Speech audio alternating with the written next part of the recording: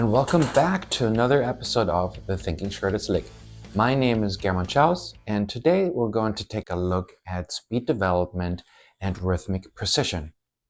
In order for you to develop good speed and rhythmic precision, it is important to organize your licks, your patterns, and your scalar fragments into different rhythmic groups and practice them with a metronome, but also switching different rhythmic interpretations, such as movements of 4 that are usually played as 16th notes, and then converting them into maybe movements or groups of 3 triplets or 16th note triplets.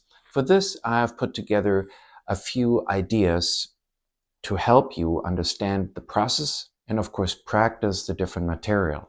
Obviously, there's a lot more patterns out there, scale fragments and scale movements. So try to apply this idea with all the material that you have and that you're going to learn also. Examples 1 through 3 are scale fragments based on 8th notes and 16th note feels. I'm going to switch back and forth, and for these examples, I'm using the tempo of 120 beats per minute. Example 1 is a simple scale movement, ascending and descending. Example 2 is more of a classical pedal point movement. And in example 3, we have a scalar pattern up and down again, but this time across 2 strings.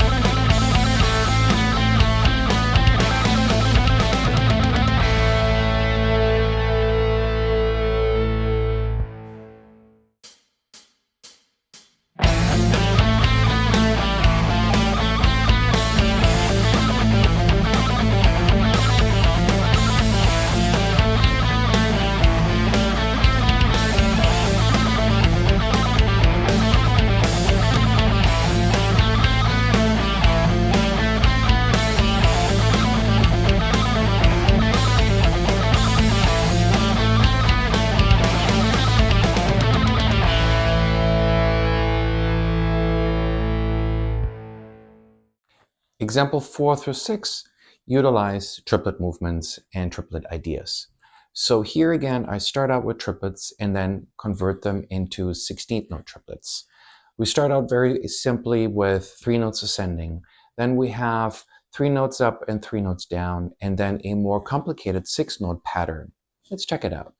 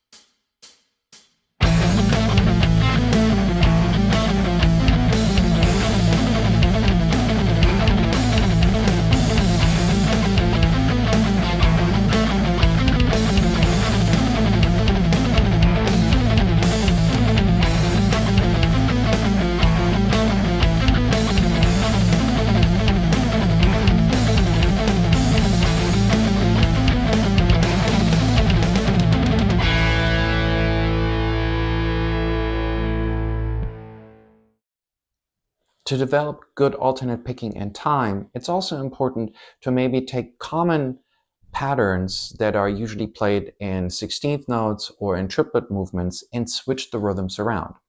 For example 7 and example 8, I'm doing this. Example 7 shows you a 4-note ascending pattern that is usually played as 16th notes. Here I'm going, in this example, and changing them to triplets, and then I switch over to 16th notes and play them continuously. Example 8, I'm doing the same thing. However, the pattern here is in triplets. It's a 3-note pattern that usually is played as a triplet or a 16th-note triplet feel. And here I'm playing it as triplets, and then I switch it over to 16th notes. Let's check it out.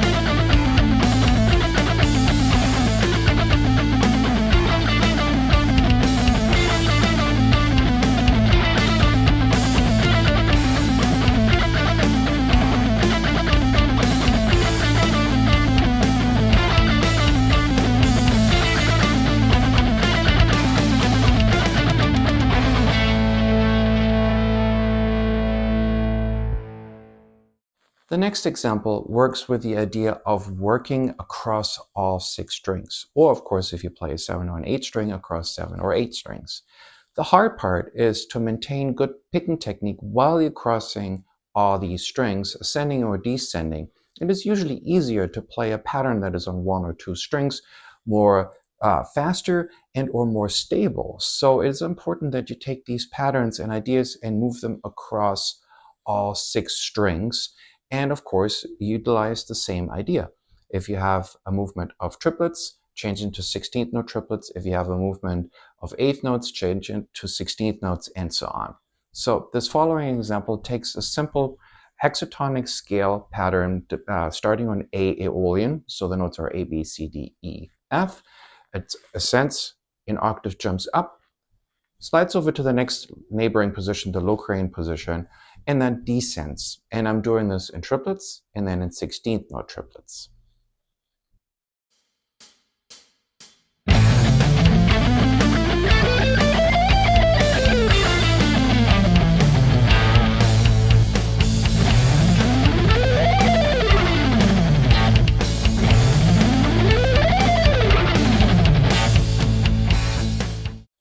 In this last example, I'm utilizing the idea of the rhythm pyramid. What is the rhythm pyramid? It's actually quite simple.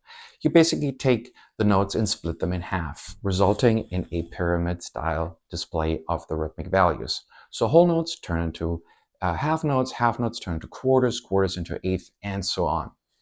In order to utilize this idea, I'm starting out with a simple scale excerpt. It's the A minor scale, and I'm starting here on eighth notes. By gradually adding an extra note, I change also the rhythmic placement. So after that, I get triplets, 16th notes, quintuplets, sextuplets, and then septuplets, and lastly 32nd notes. The videos here are recorded at 80, 100, and 120 beats per minute. But of course, you may want to start a little slower because it is a little bit tricky in the beginning to judge the space that you have and squeeze in all these notes evenly. So let's go ahead and check this out.